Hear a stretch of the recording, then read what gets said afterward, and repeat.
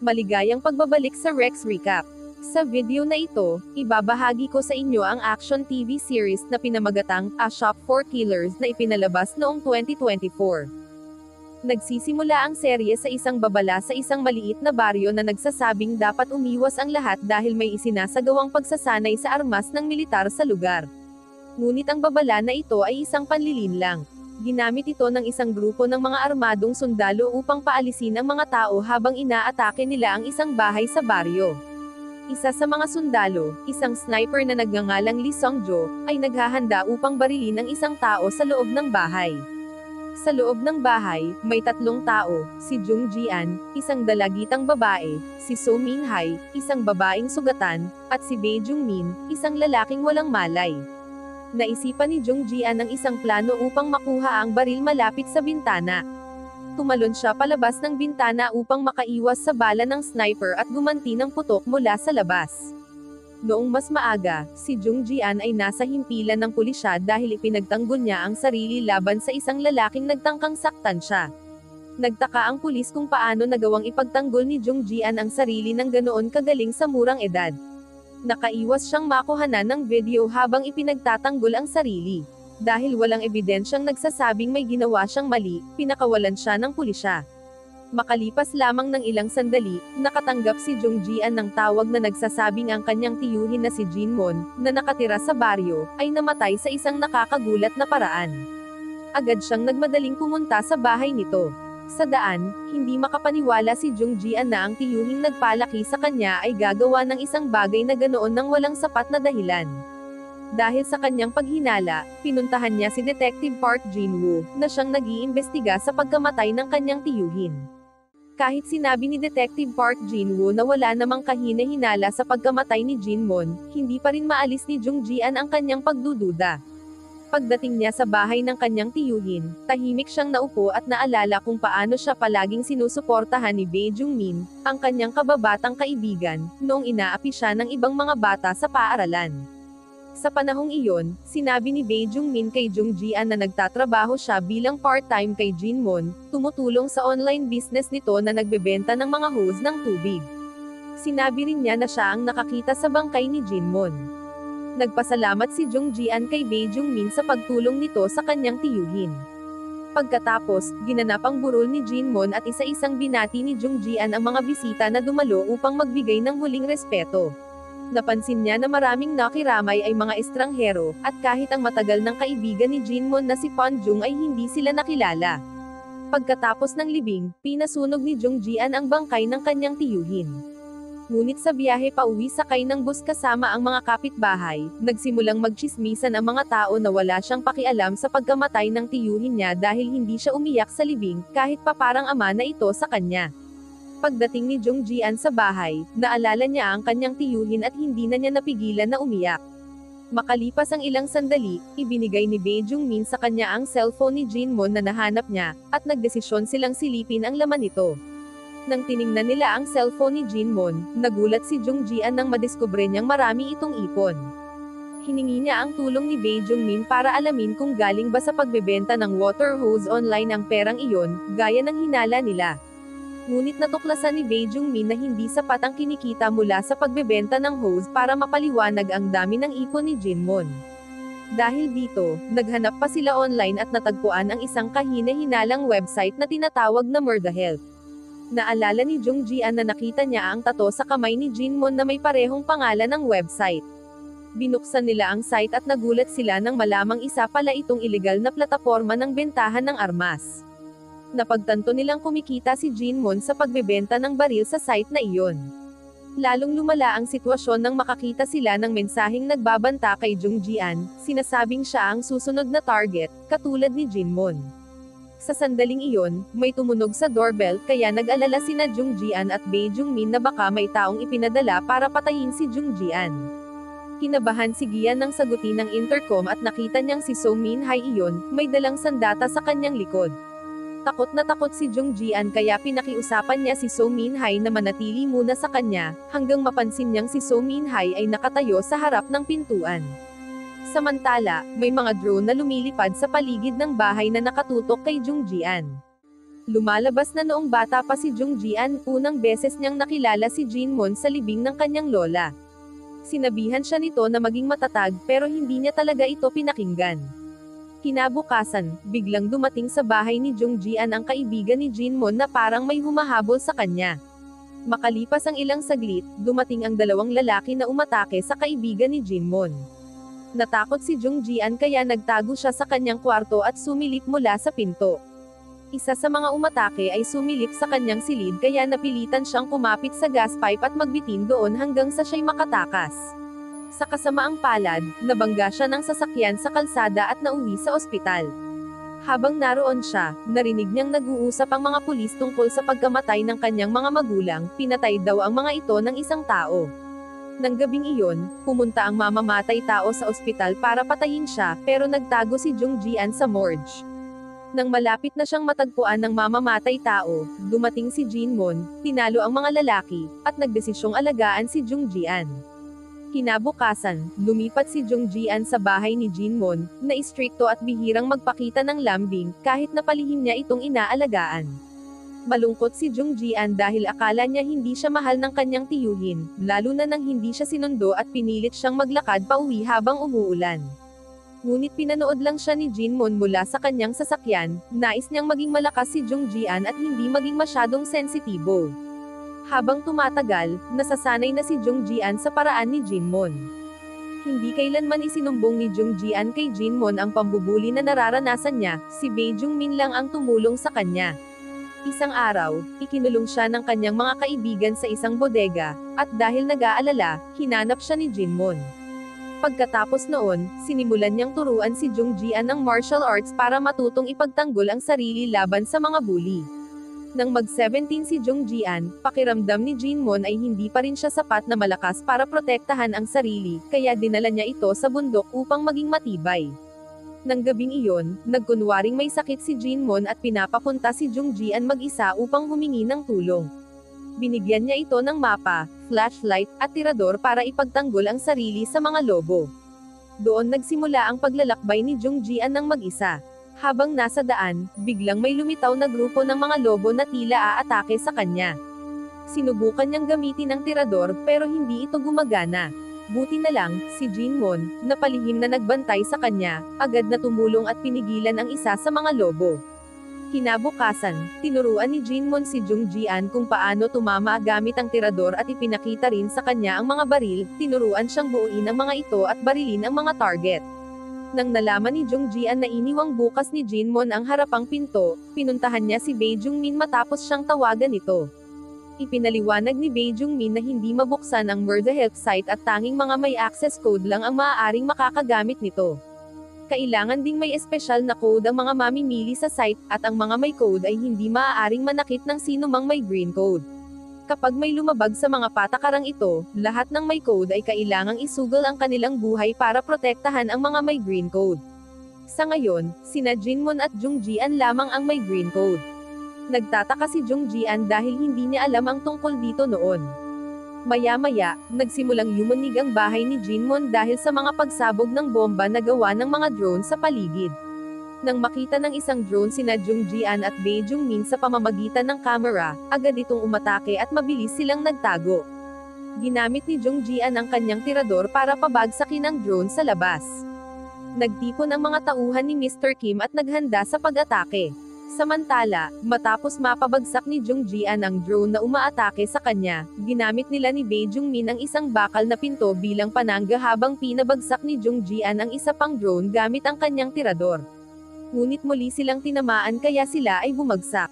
Sa kabutihang palad, habang malapit ng barilin sila ng drone, kinuha ni So Min-hai ang kanyang baril mula sa kotse at winasak ito. Kamakailan lang, sinubukan ni So Min-hai na pumasok sa bahay ngunit hindi siya pinagkatiwalaan ni na Jung Ji-an at Bae Jung-min kaya inatake siya ng mga ito. Sa pamamagitan ng kanyang husay sa martial arts, madaling tinalo ni So Min-hai si Bae Jung-min.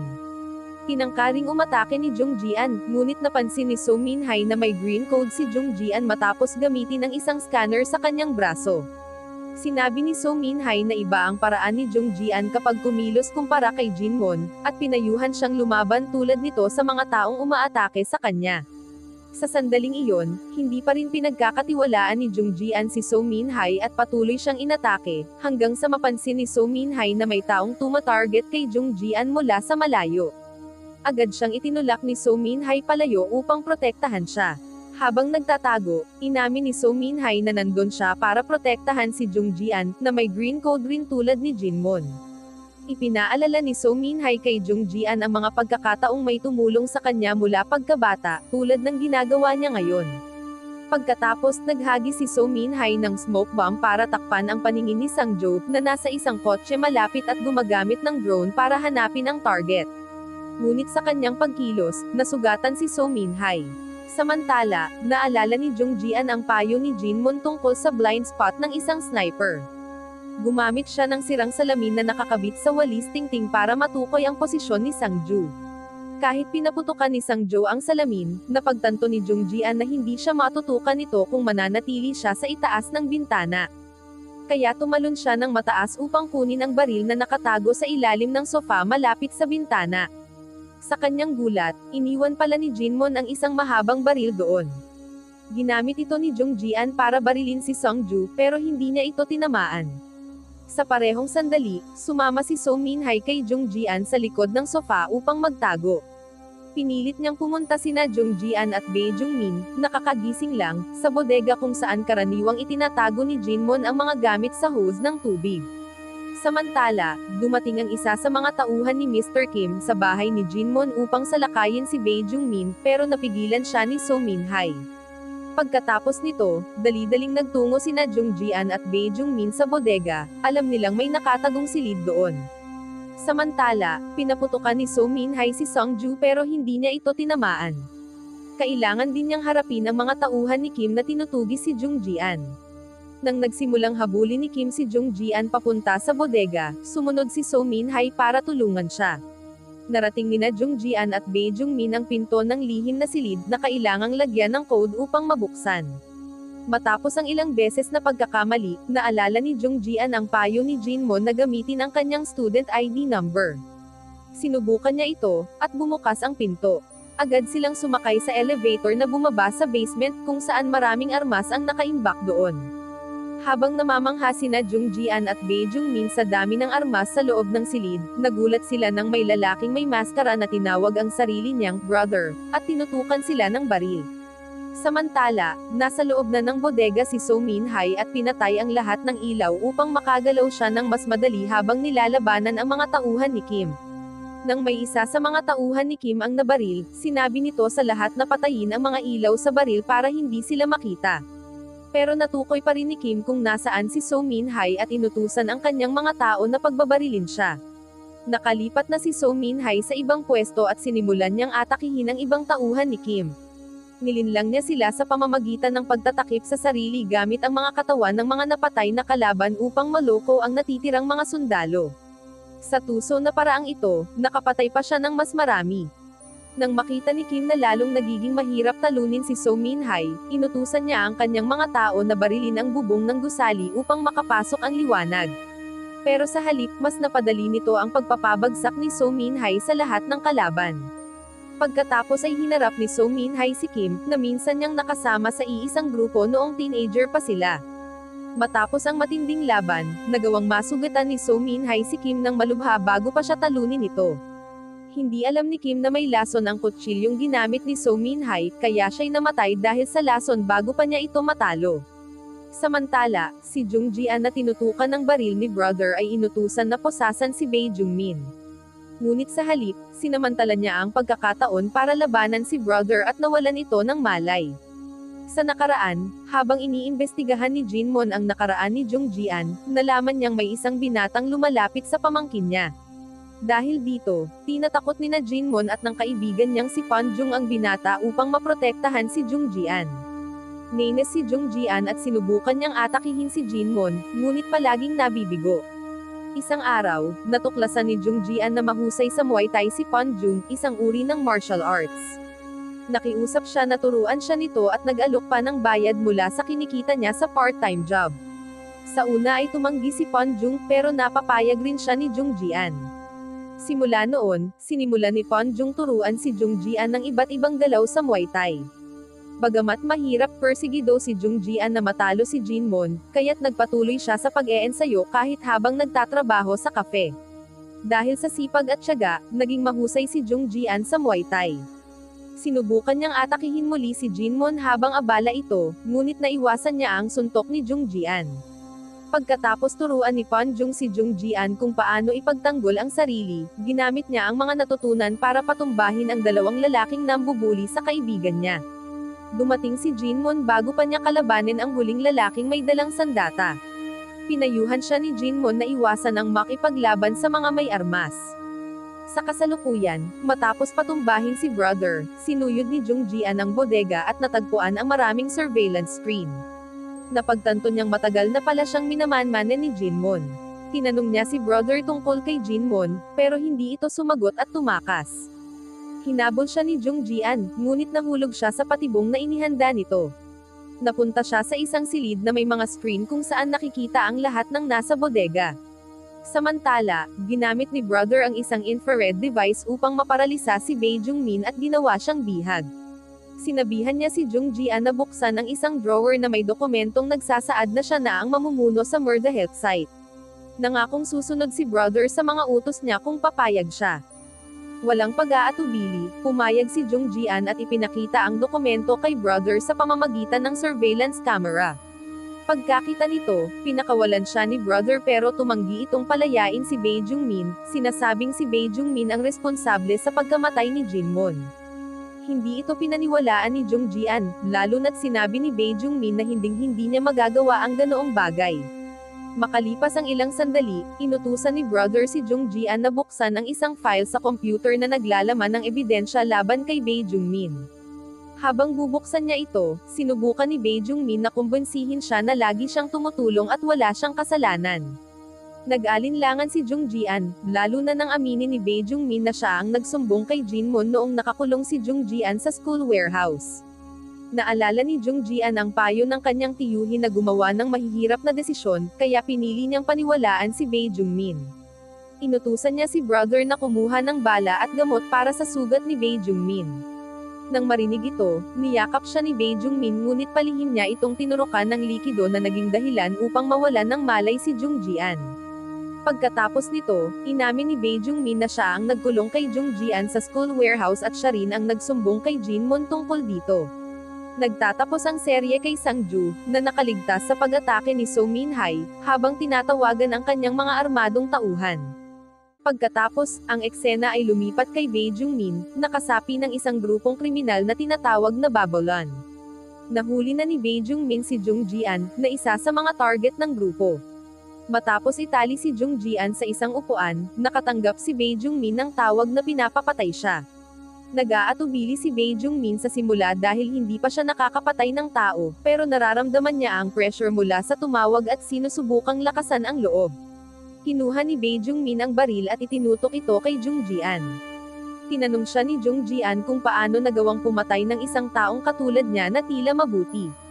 Ipinaliwanag ni Bae Jungmin na natuklasan niya ang isang website na tinatawag na Murda Health kung saan bumibili at nagbebenta ng mga baril. Si Jinmon ang nagpapatakbo ng site na ito, at dito nagsimulang ma-involve si Bae Jungmin sa grupong Babylon. Matagal na itong nangyari. Si Bae Jungmin, na magaling sa computer, ang nagpasikat sa Murda Health website sa pamamagitan ng pagsasabi nito sa kanyang kaibigan. Ngunit naging mapanganib ang lahat ng dukutin ng mga kasapi ng Babylon si Bae Jungmin at ang kanyang kaibigan. Gusto nilang gamitin ang kanyang husay sa computer upang i-hack ang isang website. Nang dumating ang oras, mas mabilis na nahack ni Bae Jungmin ang website kaysa sa kaibigan niya. Pero imbes na magdiwang, isa sa mga miyembro ng Babylon ang bumaril at pumatay sa kaibigan niya. Nagulat si Bae Jungmin, pero nagkunwaring wala lang sa kanya. Dahil sa husay niya, inalok siyang sumali sa grupong Babylon at binigyan ng misyon, lapitan si Jinmon, na may-ari ng kumpanyang palihim na nagbebenta ng mga baril.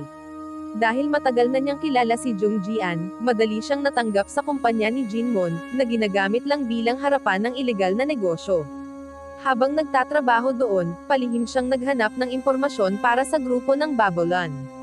Samantala, si Jinmon na alam na ang ginagawa ni Bae Jungmin, nagkunwaring walang alam at hinayaang muntik nang ma-access ng kaibigan ni Jung Jian ang Murda Health site. Akala ng Babylon na hindi pa natatapos ni Bae Jung-min ang kanyang misyon, kaya inutusan nila ang isang tao para patayin siya. Pero gumawa ng kasunduan si Bae Jung-min para iligtas ang sarili, sinabi niyang siya na lang ang papatay kay Jinmon. Kalaunan, nang matuklasan ni Jinmon ang plano ni Bae Jung-min, hinuli niya ito at isinabat ng patiwarik. Noong panahong iyon, sinubukan ni Bae Jung-min na lokohin si Jinmon gamit ang boses ni Jung Ji-an para magmukhang bihag siya ng Babylon. Binigay niya ang naitalang boses kay Jinmon at sinabi rito na kailangan niyang magsakripisyo kung gusto niyang iligtas si Jung Ji-an. Dahil ayaw ni Jinmon na masaktan si Jung Ji-an, gumawa siya ng isang mabigat na desisyon. Ngayon sa kasalukuyan, labis ang lungkot at pagsisisi ni Jung Ji-an dahil iniisip niyang siya ang dahilan ng pagkamatay ng kanyang tiyuhin. Kaya nagpasya siyang maghihiganti kay Bae Jung-min at sa lahat ng sangkot sa pagkamatay nito. Sinubukan ni Jung Ji-an na kausapin si Bae Jung-min, sinasabing ginagamit lang siya ng Babylon at malamang ay papatayin din siya kapag natapos na ang misyon niya. Ipinaalala rin niyang siya, bilang may-ari ng Green Code, ay palaging protektado. Pero lalo lang nagalit si Bae Jung-min at tinangka siyang barilin. Sa kabutihang palad, nakailag si Jung Ji-an sa bala at kinagat siya. Pinalaya niya ang sarili mula sa tali at nagtago mula sa mga putok ni Bae Jung-min. Naalala niya ang payo ng kanyang tiyuhin, na gamitin ang anumang meron siya sa mahirap na sitwasyon. Kaya mabilis siyang nag-set up ng bitag gamit ang lubid para mahuli si Bae Jung-min at may sabit ito ng patiwarik. Punong-puno ng galit at frustrasyon, sinimulan niyang saktan ito para maibsan ang kanyang damdamin. Samantala, si Brother ay tumutulong na gamutin ang sugat ng isang babaeng nagngangalang So Min-hai. Pinrotektahan ni So Min-hai si Jung Ji-an mula sa isang pag-atake ng grupo ng Babylon sa bahay. Pagkatapos, sinabi ni Brother kay So Min-hai na darating na ang mga tropa ng Babylon, kaya nag-alala siya dahil kakaunti lang ang kanyang bala. Maya-maya, binasag ni Brother ang mga pader ng bahay ni Jinmon at ipinakita kay So Min-hai ang lahat ng kagamitan at mga panseguridad na inihanda ni Jinmon. Maari itong gamitin para sa depensa. Ina-activate ni Brother ang isang code na nag-lockdown sa buong bahay at isinara ang lahat ng daanan. Samantala, nakita ni Lee Sang-jo, na humahabol kay Jung Ji-an, na sarado ang pasukan ng bahay ni Jinmon. Inutusan niya ang kanyang mga tropa, sa pangunguna ni Kuma, na umatake agad. Sa oras na iyon, nakapasok ang robot na aso ni Sang-jo bago tuluyang magsara ang pinto. Ngunit nang subukang i-disable ni So Min-hai ang robot, hindi niya ito nagawa dahil gawa ito sa bulletproof na material.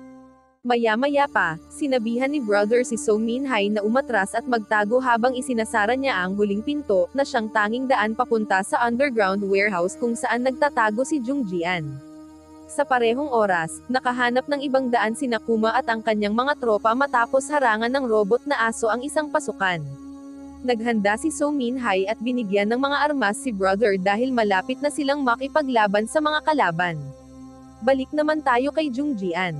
Matapos niyang matalo si Bae Jung-min, tiningnan niya ang CCTV footage sa paligid ng bahay. Nagtaka siya kung bakit siya ang pinili ni Jinmon na magmana sa Murdahelp website. Pagkatapos, muli niyang binasa ang Murdahelp guidebook at natagpuan ang isang liham mula kay Jinmon. Sa liham, binigyan siya ni Jinmon ng dalawang opsyon, tumakas gamit ang bagong pagkakakilanlan o manatili. Matapos pag-isipan, pinili ni Jung Ji-an ang unang opsyon. Nag-iwan din si Jinmon ng pera para makapagsimula siya ng panibagong buhay.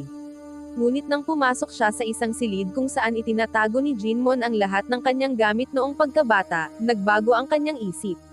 Nagdesisyon siyang manatili at protektahan ang Murdahelp website kasama ang mga taong tutulong sa kanya. Ngayon, tumutok tayo sa mga tropa ni Kuma. Gumamit sila ng robot na aso upang sirain ang pintuan at nagpasok ng hose para magpakawalin ng lason na gas. Sa kabutihang palad, nakahanda na sina So Min-hai at Brother. Nagsuot sila ng gas mask at handa na silang lumaban. Sa isang matalinong galaw, nagkunwaring aksidenteng binuksan ni Brother ang isang pintuan, at agad umatake si So Min-hai sa robot na aso upang subukang i-disable ito. Gumamit siya ng flashlight para bulagin ang mga kalaban sa gitna ng pag-atake. Samantala, nagtagumpay si Brother na talunin ang ibang tauhan ni Kuma. Sa kasamaang palad, nasugatan si So Min-hai at napilitang umatras. Buhay pa si Kuma at sinubukang barilin si So Min-hai pero dumating si Jung Ji-an at itinulak siya palayo. Sa labas, nakita ni Sungju ang pagsabog sa bahay ni Jinmon at iniutos sa taong nagko-control ng robot na aso na alamin ang nangyayari at tawagan si Kumo. Sa loob ng bahay, nakaligtas si Kumo sa pagsabog ng granada at nagawang barilin si So Min-hai. Sa mga sandaling iyon, sinubukan ni Jung Jian na labanan si Kumo gamit ang Muay Thai na natutunan niya mula sa kaibigan ni Pan Jung pero hindi niya ito mapabagsak. Makalipas ang ilang sandali, sinubukan ni Kumo na tawagan si Sungju upang iulat ang sitwasyon. Sa gitna ng pagkataranta ni Jung Jian at ng iba pa, dumating si Pan Jung at tinapos si Kumo. Nakahinga ng maluwag si Jung Jian nang makita si Pan Jung, ang kanyang guro sa martial arts, na dumating upang tumulong. Niyakap siya ni Pan Jung, na halatang gulat pa rin sa mga nangyari, at sinabi sa kanya na maghanda dahil si Bale, ang pinuno ng Babylon at may kagagawan sa pagkamatay ng kanyang pamilya, ay malapit nang umatake. Samantala, habang abala sina Jung Jian sa nangyayari sa bahay ni Jinmon, hindi nila alam na si Bale, na nasa headquarters, ay pinapanood silang lahat gamit ang isang kamera sa robot na aso. Pagkatapos, iniutos ni Bale sa dalawa niyang pinakamagagaling na tauhan, na dumalo rin sa libing ni Jinmon, na tapusin ang kanilang misyon. Ngayon, balikan natin ang 14 na taon na ang nakalipas. Si Jinmon, isang komandante ng militar na nagtatrabaho para sa organisasyong Babylon, ay inatasan na ihatid ng ligtas ang isang tao patungong Korea. Sa kabila ng mga pag-atake mula sa maraming kaaway, nanatili siyang kalmado na parang sanay na siya sa ganitong panganib. Sa mga sandaling iyon, nasa parehong sasakyan din si Pan Jung at tumutulong kay Jinmon. Kahit sa gitna ng kaguluhan, sinabi ni Jinmon kina Pan Jung at sa kanyang mga kasamahan na huwag matarante dahil tiwala siyang darating sina Sungju at Bale para tumulong sa kanila. Kasabay nito, nakikipaglaban si Sungju at ang kanyang team laban sa mga rebelde na patuloy sa pagdating. Nang muntik nang maipit si Sungju, biglang dumating si Bale at pinabagsak ang mga rebelde.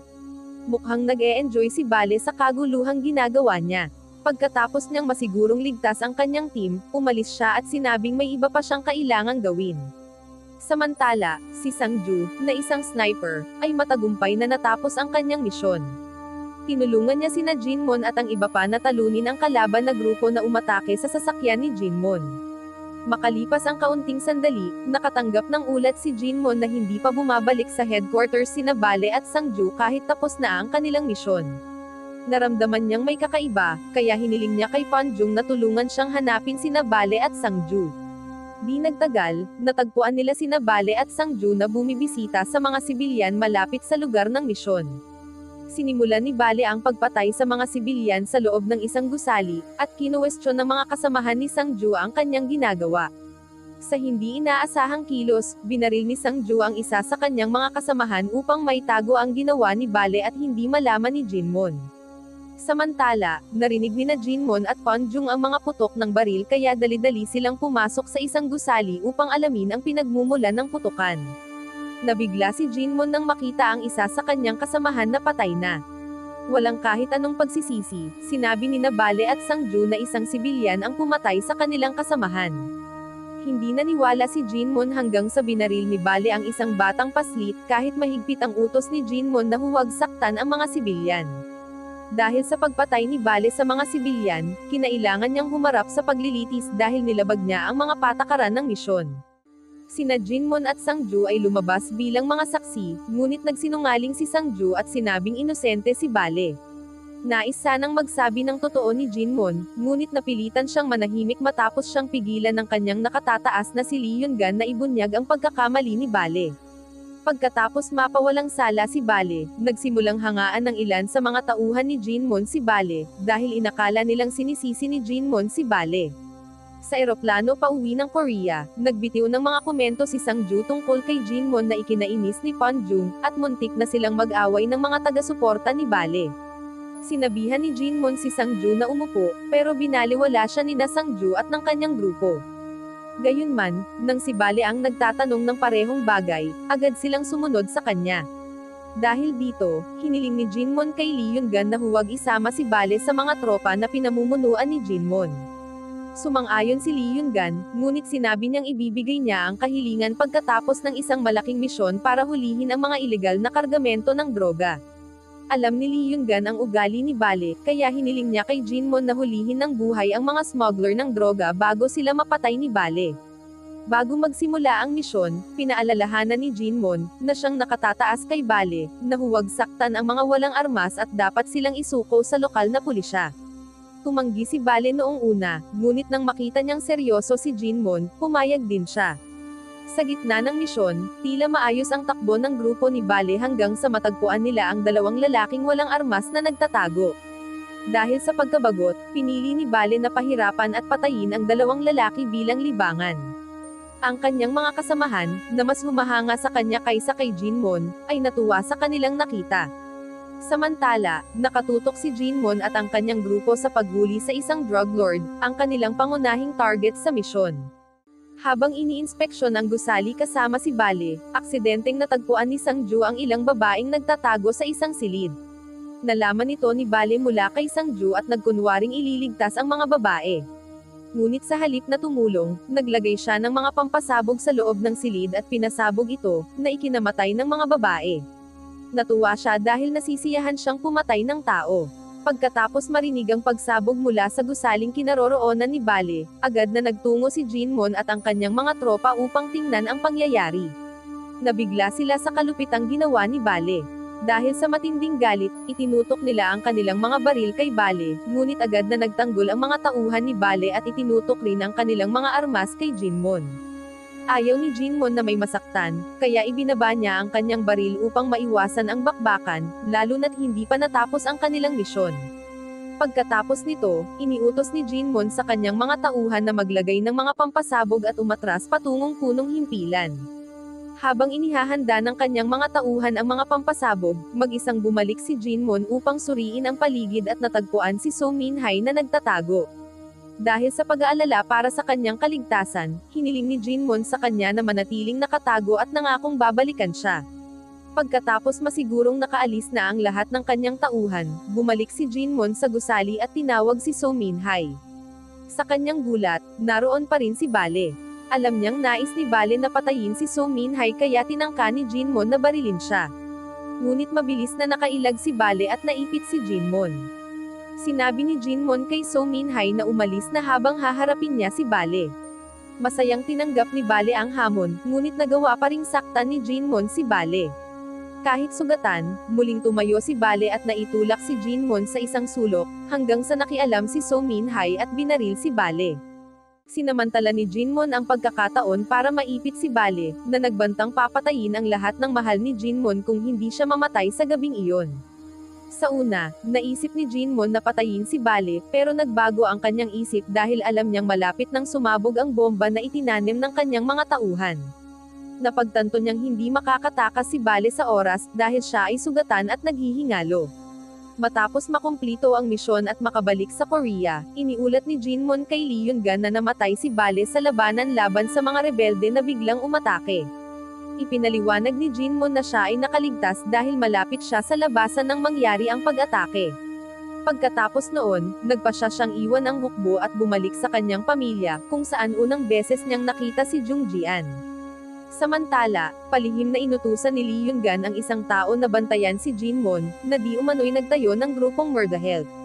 Sa pagtatapos ng serye, ipinapakita si Sangju sa isang bangin habang nakaabang gamit ang sniper sa kanyang target, nang biglang lumitaw si Bale, na pinaniniwalaang namatay sa misyon sa Laos.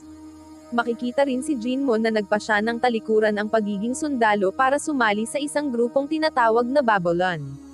Hindi niya alam na si Bale, na may galit pa rin sa kanya dahil sa pagkamatay ng kanyang pamilya, ay buhay pa.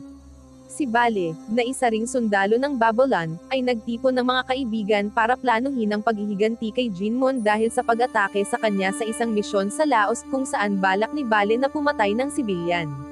Ang babaeng iniligtas ni Jinmon ay si So Min-hai. Inutusan niya ang kaibigang si Honda na alagaan muna ito. Samantala, masaya si Jinmon na makasama ang kanyang ina, si Yung-sun, ang pamilya ng kanyang kapatid, at ang pamangkin niyang si Jung Jian. Ngunit lalong lumala ang kalagayan ni Yung-sun kaya kinailangang dalhin siya sa ospital. Laging nasa tabi ni Yung-sun si Jinmon, at hiniling nitong alagaan si Jung Jian. Si Honda ay may kapansanan at may isang lihim na silid kung saan niya itinatago ang mga ilegal na armas. Dati siyang ilegal na nagbebenta ng armas bago pinalawak ni Jinmon ang negosyo at nagsimulang magbenta ng mga armas sa isang lihim na website na tinatawag na Murdahelp. Maalalahanin si Honda sa kanyang mga transaksyon. Naglagay pa siya ng kamera sa labas ng kanyang bahay para bantayan ang mga banta sa kanyang ilegal na negosyo. Isang gabi, nakita ni Honda sa surveillance camera na may pumasok sa kanyang bahay. Agad siyang kumuha ng baril, handang harapin ang sinumang pumasok, pero nang makita niyang si Jinmon ito, kumalma siya. Alam niyang hindi siya sasaktan ni Jinmon. Nag-usap sila tungkol sa kanilang negosyong armas, at si Honda, gamit ang sign language, ay nagsabi ng plano niyang palawakin pa ang ilegal na bentahan ng armas kasama ang kanyang nakakabatang kapatid na bihasa sa teknolohiya. Samantala, sa wakas ay muling nagkita sina So Min-hai at Jinmon. Masayang-masaya si So Min-hai at mahigpit niya itong niyakap bilang pasasalamat sa pagligtas sa kanyang buhay. Sinabi ni Honda kay Jinmon na nakakagulat ang galing ni So Min-hai sa pagbubuo ng armas, kahit bago pa lamang siya rito. Humanga si Jinmon sa natatagong talento ni So Min-hai. Nag-usap silang dalawa hanggang gabi, hindi nila alam na dumating na si Bale at ang kanyang mga tauhan sa ospital kung saan nagpapagamot si Yungsun. Bago isagawa ang kanyang paghihiganti, tinipon ni Bale ang ilan sa kanyang mga tagasunod, kabilang si John Chol na hindi sang-ayon sa planong pag-atake sa pamilya ni Jinmon. Ngunit pinilit siya ni Bale, kaya napilitan si John Chol na sumama sa plano. Kalaunan, nakapuslit si Bale sa ospital at pinatay si Yungsun nang masigurong ligtas. Matapos ang krimen, agad siyang umalis at nagdulot ng kaguluhan. Sa libing ni Yungsun, naramdaman ni Jinmon na may kakaiba at nais ipasuri ang bangkay, ngunit tumutol ang kanyang kapatid na si Jinchun, na naniniwalang namatay ang kanilang ina dahil sa matagal na karamdaman. Matapos ang mainit na pagtatalo, napapayag si Jinmon at nagpasya siyang alagaan si Jung Jian, ang kanyang pamangkin na nagpapasakit ng ulo ng kanyang ina. Matapos niyang isama pauwi si Jung Jian, dumating naman si Sangju at ang kanyang grupo sa libing ni Yungsun bilang bahagi ng plano ni Bale. Nagkunwari si Sangju na nakikiramay at sinabihan niya si Jinchun na kailangan niya ng tulong para kunin ang mga bulaklak. Si Jinchun at ang kanyang asawa, na may tiwala kay Sangju, ay sumunod sa kanya patungo sa isang liblib na lugar kung saan sila pinatay ni na Sangju at ng kanyang grupo. Sa bahay naman, nakatanggap si Jinmon ng tawag mula kay John Chol na nagbabala na buhay pa si Bale at pinupuntirya si Jinmon at ang kanyang pamilya. Nang matanto ang panganib, humingi ng tulong si Jinmon kay Honda upang protektahan si Jung Jian dahil balak niyang pumunta sa burol upang iligtas ang kanyang kapatid at hipag. Bago umalis, pinaalalahanan ni Jinmon si Gian na huwag bubuksan ang pinto maliban na lamang kung masasabi ng tao ang lihim na code na ibinigay niya. Ilang sandali matapos umalis si Jinmon, dumating ang isang hitman sa bahay, ngunit sinunod ni Jung Jian ang tagubili ni Jinmon at hindi niya binuksan ang pinto hanggang sa dumating si Honda at nilabanan ang hitman. Gayunpaman, narating na ni Sangju at ng kanyang mga tauhan ang bahay ni Jinmon kaya kinailangan ni Honda na lumaban, ngunit sa kasamaang palad, siya ay natalo. Samantala, si Jinmon na nasa biyahe pa ay sinubukang tawagan si Honda upang mailayo si Jung Jian mula sa bahay. Subalit, kinailangan niyang tumigil sa isang lagusan dahil nasira ang kanyang sasakyan. Habang siya ay lilipat ng linya, biglang nabangga ng isang truck ang kanyang sasakyan mula sa likod. Maya-maya, ilang lalaki mula sa truck ang nagsimulang pagbabarilin ang bulletproof na sasakyan ni Jinmon. Lumaban si Jinmon at binaril ang mga tauhan ni Bale, ngunit siya ay nasugatan at napilitang tumakas lalo na't papalapit na rin ang mas marami pang tauhan ni Bale sa bahay ni Jinmon. Nakatakas naman si Jung Jian mula kay Sangju sa pamamagitan ng pagtatago sa likod ng bintana at pagtalon sa isang sofa sa ibaba. Ngunit sa kanyang pagtakas, siya ay naaksidente at kinailangang dalhin sa ospital. Si Sangju, na ayaw ng anumang saksi, ay iniutos sa kanyang mga tauhan na huwag na siyang habulin. Samantala, si So Min-hai, na nasa lihim na silid ni Honda, ay nakakita ng mga kahina-hinalang tao na papalapit sa bahay ni Honda sa pamamagitan ng surveillance camera. Inakalang sila ay mapanganib, naghanda siya at naglatag ng mga bitag. Kahit wala siyang kasanayan sa martial arts, matalino niyang sinimulan ng isang sunog sa silid ni Honda upang ikubli ang kanyang mga galaw at malabanan ang mga sumalakay. Samantala, si Pan Jung, dating kasamahan ni Jinmon, ay nagretiro na at nagsimulang mamuhay bilang isang sibilyan. Nang dumating si Jinmon na sugatan sa kanyang bahay, agad siyang tinulungan ni Pan Jung at ginagamot ang kanyang mga sugat. Ipinaliwanag ni Jinmon kung paano tina-target ni Bale ang kanyang pamilya.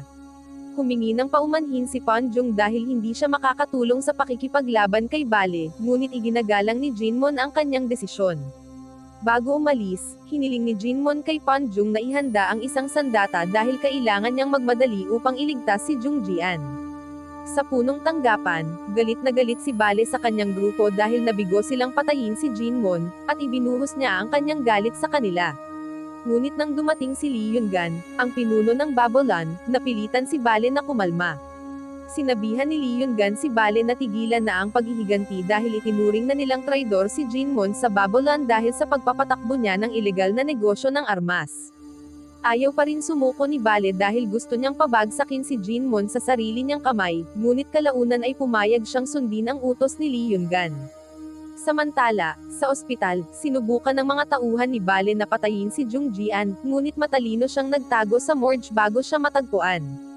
Dumating si Jinmon at nailigtas ang kanyang pamangkin sa pamamagitan ng pagtalo sa lahat ng tauhan ni Bale. Habang buhat-buhat ni Jinmon si Jungjian palabas ng morgue, nakita niya si Bale sa pasilyo ng ospital.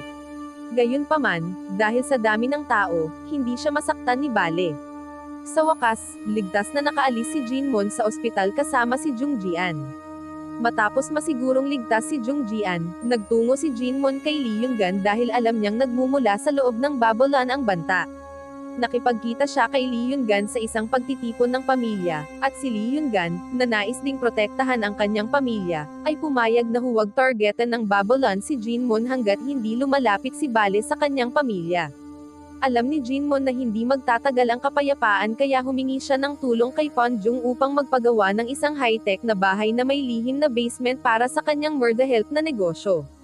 Ipinagkatiwala niya sa kanyang kapatid ang pamamahala ng negosyo at dinala si So Min-hai upang sanayin ni Ponjung.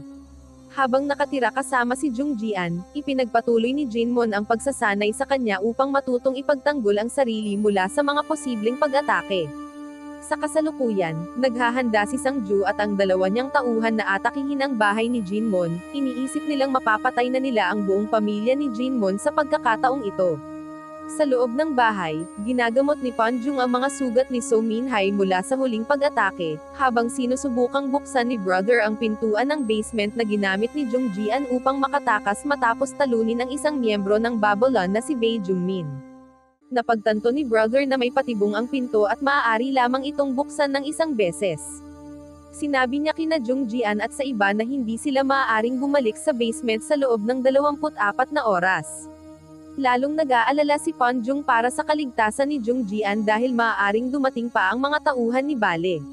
Pagkatapos natuklasan ni brother na si Bae Jungmin, na nakaligtas sa pag-atake ni Jungjian, ay naghahack sa murder health server mula sa isang lihim na basement.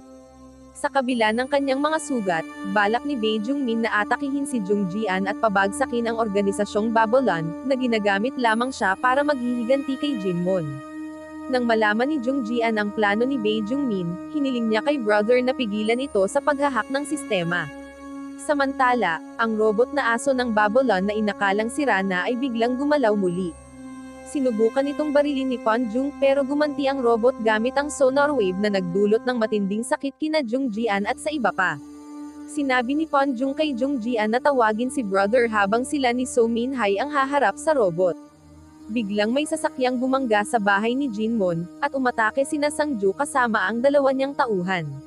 Nakita ni Ponjung na hindi na kayang lumaban ni So Min-hai, kaya hinamon niya ang mga tauhan ni Sang-ju sa isang laban. Magaling lumaban si Ponjung sa una, ngunit napapaligiran siya at napipilitang umatras dahil sa sunod-sunod na atake. Samantala, hinabol ni Sang-ju si Jungjian. Sinubukan ni Jungjian na lumaban ngunit naipit siya, hanggang sa dumating si brother at tumulong. Sinubukan namang tumakas ni Jungjian. Sa labas ng kwarto, ginamit ni So Min-hai ang huli niyang lakas para tulungan si Ponjung at talunin ang isa sa mga tauhan ni Sang-ju. Maya-maya, nakita ni Ponjung si Jungjian at sinabi niyang tumakbo na ito habang siya na ang bahala sa natitirang mga kalaban. Tinangkang tumakas ni Jungjian sa basement ngunit pababa lang ang takbo ng elevator kaya naipit siya. Nahabol siya ni Sang-ju, pero naalala ni Jungjian ang payo ni Jinmon at naghanda ng patibong. Minaliit ni Sang-ju si Jungjian, hanggang sa nagulat siya nang tutukan siya nito ng baril. Sinubukan niyang manipulahin si Jung Jian, alam niyang hindi pa ito nakakaputok ng baril sa kahit sino. Pagkatapos, dumating si Bae Jungmin mula sa elevator, na nakaabala kay Jung Jian at nagbigay ng pagkakataon kay Sang-ju upang makatakas. Si Bae Jungmin, na walang kaalam-alam sa nangyayari, ay nagsimulang magpaputok ng walang direksyon hanggang maubos ang kanyang mga bala. Maya-maya, bumalik si Sang-ju at tinapos si Bae Jungmin. Sa sandaling iyon, nakita ni Jung Jian ang pagkakataon at ginamit ang elevator na ginamit ni Bae Jungmin papuntang basement. Sinundan siya ni Sang-ju at namangha sa kung paano itinayo ni Jinmon ang isang marangyang silid sa ilalim ng lupa. Makalipas ang kaunti, hinanap ni Sang-ju si Jung Jian upang tapusin ang kanyang misyon. Nagtanim pa siya ng bomba na muntik nang pumatay kay Jung Jian nang aksidente niya itong mapasabog. Samantala, ang mga tauhan ni Sang-ju na humahabol kay Pan Jung ay sinubukang pumasok sa basement sa pamamagitan ng pintuang may nakatagong bitag. Isa sa kanila ang namatay nang sumabog ang bitag. Sa basement, sinundan ni Sang-ju ang mga bakas ng dugo ni Jung Jian upang matuklasan kung saan siya nagtatago, ngunit nilinlang siya ni Jung Jian at inakay sa isang bitag gamit ang forklift. Kahit tinamaan si Sang-ju ng sticky explosive na itinanim niya kanina, nakatayo pa rin si Sang-ju at napansin niyang nabasa siya ng gasolina. Habang nakatutok si Jung Jian sa kanya ng baril, inakala ni Sang-ju na hindi siya kayang barilin ni Jung Jian, ngunit laking gulat niya nang barilin nito ang sahig na nabasa ng gasolina, na naging sanhi ng apoy na mabilis na kumalat papalapit sa kanya. Sa kasamaang palad para kay Sang-ju, ang silid ay may fire sensor na automatikong nagsaboy ng tubig at pinatay ang apoy. Habang buhay pa si Sang-ju, sa wakas ay nahanap ni Jung Jian ang lakas ng loob para barilin at patayin siya. Maya-maya, dumating si brother na may suot na bulletproof vest at nakaligtas sa putukan.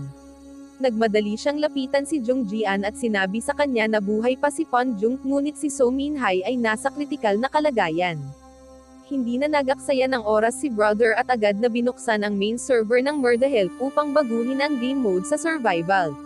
Samantala, ipinakita sa monitor ang code red ng Murderhelp at nagtitipon sila upang patayin si Jung Jian, kapalit ng gantimpalang inalok ng Babylon. Napagtanto ni Jung Jian na hindi niya kayang labanan ang lahat ng mga hitman mag-isa, kaya ginamit niya ang loudspeaker upang kausapin sila. Inihayag niyang siya ang tunay na may-ari ng Murderhelp at inalok sila ng perang ipinangako ng Babylon kung aalis sila ng mapayapa. Ngunit binalaan niya sila na kung tatanggi sila, hindi siya magdadalawang isip na papatayin sila katulad ng ginawa niya kay Sang-ju. Ipinakita ni brother ang bangkay ni Sang-ju upang bigyang diin ang kanyang punto. Nang makita ng hitman na mas maganda ang alok, nagpasya siyang umalis upang kunin ang kanyang gantimpala. Nang marinig ni Pan Jung ang pakikipagnegosasyon ni Jung Jian, ipinagmalaki niya ito. Plano niyang ipaalam ito kay So Min-hai, ngunit natagpuan niya itong walang malay at lumalala ang kalagayan. Nang maramdaman ni Jung Jian na ligtas na, umakyat siya upang hanapin sina Pan Jung at So Min-hai, ngunit wala sila roon, kaya siya ay napaiyak. Maya-maya, napansin niyang may papalapit na sasakyan. Dahil sa matinding pagkadismaya sa lahat ng nangyari, buong tapang na humarap si Jung Jian sa sasakyan habang nakatutok ang kanyang baril sa driver. Bigla na lang may lalaking bumaba at ipinaliwanag na sila ay isang neutral na grupo na may yellow code, naroon upang tumulong kay Jung Jian sa paglilinis ng pinangyarihan ng labanan. Sa huli, makikita si Jung Jian na nag-iisip habang abala ang isang klinang team. Biglang may isa pang sasakyang papalapit. Agad naghanda ng mga sandata sina Jung Jian at ang kanyang grupo, handang labanan ang mga kalaban.